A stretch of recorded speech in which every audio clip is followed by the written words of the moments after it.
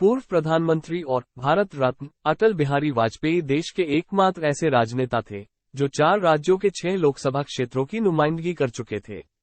उत्तर प्रदेश के लखनऊ और बलरामपुर, गुजरात के गांधीनगर, मध्य प्रदेश के ग्वालियर और विदिशा और दिल्ली की नई दिल्ली संसदीय सीट से चुनाव जीतने वाले वाजपेयी इकलौते नेता हैं। अटल बिहारी वाजपेयी का जन्म 25 दिसंबर 1924 को हुआ। इस दिन को भारत में बड़ा दिन कहा जाता है।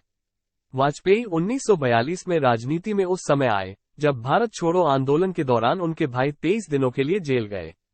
1951 में आरएसएस के सहयोग से भारतीय जनसंघ पार्टी का गठन हुआ तो श्यामा प्रसाद मुखर्जी जैसे नेताओं के साथ अटल बिहारी वाजपेयी की अहम भूमिका रही। वर्ष 1952 में अटल बिहारी वाजपेयी ने पहली बार लखनऊ लोकसभा सीट से चुनाव लड़ा, पर सफलता नहीं मिली। वे उत्तर प्रदेश की एक लोकसभा सीट पर हुए उपचुनाव में उतरे थे, जहां उन्हें हार का सामना करना पड़ा था। अटल बिहारी वाजपेयी को पहली बार सफलता 1957 में मिली थी।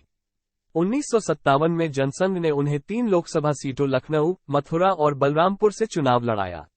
लखनऊ में वे चुनाव हार गए, मथुरा में उनकी जमानत जब्त हो गई, लेकिन बलरामपुर संसदीय सीट से चुनाव जीतकर वे लोकसभा पहुंचे। वाजपेयी के असाधारण व्यक्तित्व को देखकर उस समय के वर्तमान प्रधानमंत्री पंडित जवाहरलाल नेहरू ने कहा था कि आने वाले दिनों में यह व्यक्ति जरूर प्रधानमंत्री बनेगा। वाजपेयी तीसरे लोकसभा चुनाव 1962 में लखनऊ सीट से उतरे, लेकिन उन्हें जीत नहीं मिल सकी। इसके बाद वे राज्यसभा सदस्य चुने गए। बाद में 1967 में फिर लोकसभा चुनाव लड़े, लेकिन जीत नहीं सके। इसके बाद 1967 में ही उपचुनाव हुआ, जहां से वे जीतकर सांसद बने। इसके बाद 1968 में वाजपेयी जनसंघ के राष्ट्रीय अध्यक्ष बने। उस समय पार्टी के साथ नानाजी देशमुख, बलराज मधोक तथा लालकृष्ण आडवाणी जैसे नेता थे। 1971 में 5वें लोकसभा चुनाव में अटल बिहारी वाजपेयी मध्य प्रदेश के ग्वालियर संसदीय सीट से चुनाव में उतरे और जीतकर संसद पहुंचे। आपातकाल के बाद हुए चुनाव में 1977 और फिर 1980 के मध्यावधि चुनाव में उन्होंने नई दिल्ली संसदीय क्षेत्र का प्रतिनिधित्व किया। 1984 में अटल जी ने मध्य प्रदेश के ग्वालियर से लोकसभा चुनाव का पर्चा दाखिल कर दिया और उनके खिलाफ अचानक कांग्रेस ने माधवराव सिंधिया को खड़ा कर दिया, जबकि माधवराव गुना संसदीय क्षेत्र से चुनकर आते थे। सिंधिया से वाजपेयी 2.25 लाख वोटों से हार गए।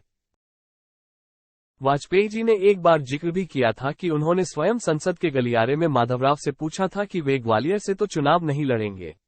माधवराव ने उस समय मना कर दिया था, लेकिन कांग्रेस की रणनीति के तहत अचानक उनका पर्चा दाखिल करा दिया गया।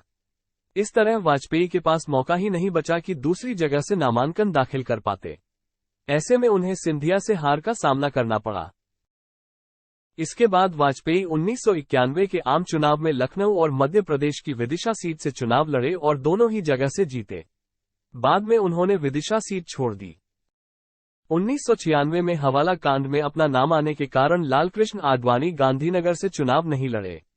इस स्थिति में अटल बिहारी वाजपेयी ने लखनऊ सीट के साथ साथ गांधीनगर से चुनाव लड़ा और दोनों ही जगहों से जीत हासिल की। इसके बाद वाजपेयी ने लखनऊ को अपनी कर्मभूमि बना ली। वे 1998 और 1999 का लोकसभा चुनाव लखनऊ सीट से जीतकर सांसद बने। आपातकाल के बाद 1977 में हुए लोकसभा चुनाव में जनता पार्टी की जीत हुई थी और वे मोरारजी भाई देसाई के नेतृत्व वाली सरकार में विदेश मामलों के मंत्री बने। विदेश मंत्री बनने के बाद वाजपेयी पहले ऐसे नेता थे जिन्होंने संयुक्त राष्ट्र महासंघ को हिंदी भाषा में संबोधित किया। इसके बाद जनता पार्टी अंतर्कलह के कारण बिखर गई और 1980 में वाजपेयी के साथ पुराने दोस्त भी जनता पार्टी छोड़ भारतीय जनता पार्टी से जुड़ गए। वाजपेयी भाजपा के पहले राष्ट्रीय अध्यक्ष बने और वे कांग्रेस सरकार के सबसे बड़े आलोचकों में शुमार किए जाने लगे। 1994 में कर्नाटक, 1995 में गुजरात और महाराष्ट्र में पार्टी जब चुनाव जीत गई, उसके बाद पार्टी के तत्कालीन अध्यक्ष लालकृष्ण आडवाणी ने वाजपेयी को प्रधानमंत्री पद का उम्मीदवार घोषित कर दिया था। वाजपेयी जी 1996 से लेकर 2004 तक 3 बार प्रधानमंत्री बने। 1996 के लोकसभा चुनाव में भाजपा देश की सबसे बड़ी पार्टी बनकर उभरी और वाजपेयी पहली बार प्रधानमंत्री बने।